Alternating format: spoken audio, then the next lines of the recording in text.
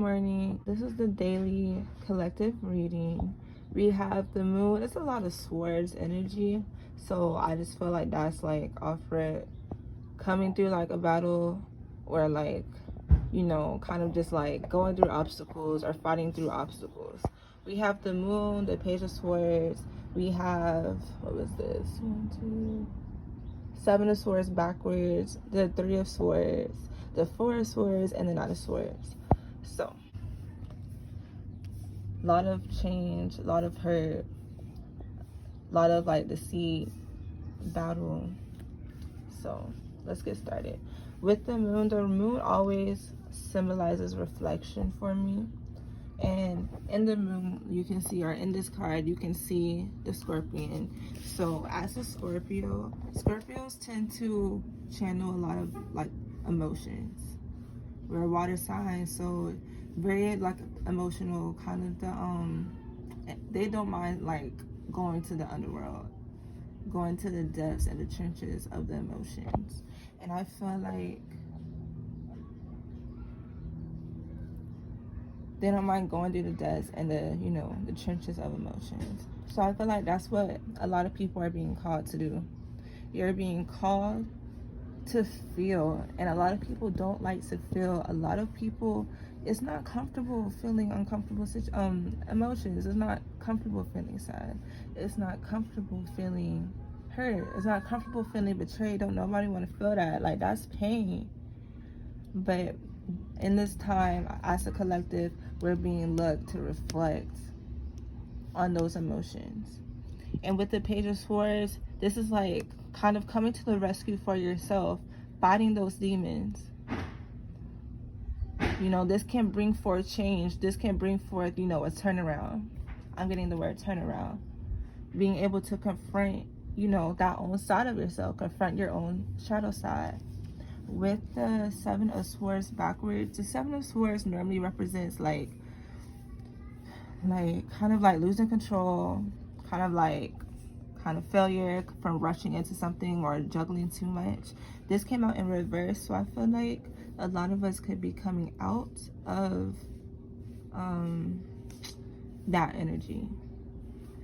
A lot of you could be coming out of that energy of kind of doing too much, or juggling obstacles, or being in a period of procrastination to where you don't feel like you want to get anything done. Like, you're sitting on all these ideas, but you don't know what to do with them, so you're just stuck. With this being upside down, this tells me like you're coming out of this energy, which is a good thing. The page of swords is bringing like you to confront what you're feeling so you can get through and make room for, you know, the good. With the 3 of swords, so you know what's going through the heart. Clouds raining is betrayal. Someone betrayed you. You're feeling betrayed. You're feeling just hurt. And I was talking about this earlier, like, it's a physical pain when somebody hurts you, when somebody crosses you. Like, and it's hard to get over that, and you don't want to feel that. But I can speak personally, y'all. I try not to feel stuff. I think just by not thinking about it, it's me being over it. But no, simply not thinking about it is not enough. You gotta heal, y'all. It's not comfortable. But write out what you're feeling. If you don't want to talk to anybody else, write out what you're feeling. Like, this signifies that you're coming out of this energy, but you're feeling it. You have to acknowledge what you're feeling. That's why we have the moon card to symbolize reflection. The first card, I don't know, I just always tie these into like a storyline. That's why I pulled 6 cards today. This is like calling for rest, calling for healing. That's what this card symbolizes. Laying down, surrendering to your own emotions and just feeling it. Just feel it. Stop fighting. You cannot fight for so long. You cannot juggle for so long. Because when you're juggling all these emotions, you don't feel like doing what, you know, the goals you have set. You don't feel like putting your all into anything else, because you're putting your all into not feeling what you don't want to feel. You can't do that anymore, because that's only going to like just make you like, it's just not going to do no good for you in the end. So feel that heart, feel that hurt, feel that heartbreak. Feel it. Look at your part in it, look at their part, and move past it. Just write it down and move past it, because I'm telling you, y'all, as soon as you process the emotions, the light will come in. It's not going to feel so dense. So the next card we have was, what was it? The Knight of Swords. So the Knight of Swords, conflict, kind of like rushing into a situation. Rushing into a situation that, or just rushing, doing too much. But tying into this, I feel like if you're trying to do too much to try to distract yourself from what it is you're feeling, that's only going to lead you on a path of destruction. He's like rushing into something, like not fully thinking something through. So if it has to do with a relationship or like a drastic change, don't rush into anything. But with the energies of the other cards, I'm really feeling like this is just like rushing and doing too much to try to distract yourself from whatever it is you don't want to feel. This card brings change. This card brings a turnaround. This card symbolizes coming out of that feeling of procrastination, coming out of these energies. But you have to rest and heal. If you don't rest and heal, and you do too much, it's only going to lead you on a path of destruction. That's what I'm feeling. So you're being called to look at your emotions, y'all. Look at your emotions. Start writing, if that helps. If you don't want to talk to anybody about it. Rest. Heal. Don't rush into anything. Don't do nothing drastic. Don't do too much. Don't be out here doing too much. Take the time to yourself and really get yourself together. It's okay to go out every now and then. It's okay. But I feel like some of y'all really need to slow down. I don't know. I feel like I need to tell somebody this. Somebody needs to slow down. So with the Oracle cards, we have for Ganesha, we have joy and childlike expression. I enjoy using Ganesha's Oracle cards just because he symbolizes, being the remover of all obstacles. So for 47, we have for joy. Joy happens when the heart and the soul unites. Find joy in something.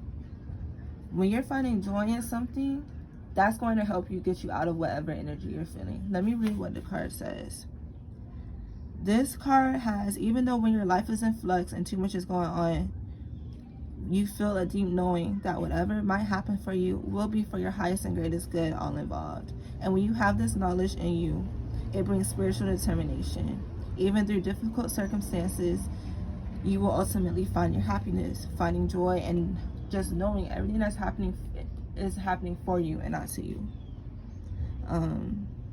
Work to adapt new behaviors. Adapt new behaviors and release old storylines. So maybe switch it up. Like I said, write out something. Stop living on go. Stop rushing into things to avoid whatever it is you're feeling. Feel it and adapt to, learn what you want and learn what you don't want. Okay, so be honest with yourself. Allow yourself your feelings and emotions. Ties into the tarot cards. Remember that if your heart is feeling wounded and this healing is taking place, you are likely grappling with deep feelings and sentiments that have been repressed. Share your thoughts, feelings, and emotions and anxieties with those who can support you. So like I just said, y'all, literally, I love how these always tie into what I be talking about. Write it down. Acknowledge your emotions. You're being called to reflect. That's going to get you out of these energies, coming down to rest. But if you try to rush the process, it's going to cause you further destruction. That's what I'm getting. So the last card is the Oracle card for childlike expression. And for that, it says, champion your inner child's emotional life by listening carefully to what you need and want in your own heart. Know what it is you don't want. Know what it is that hurts you.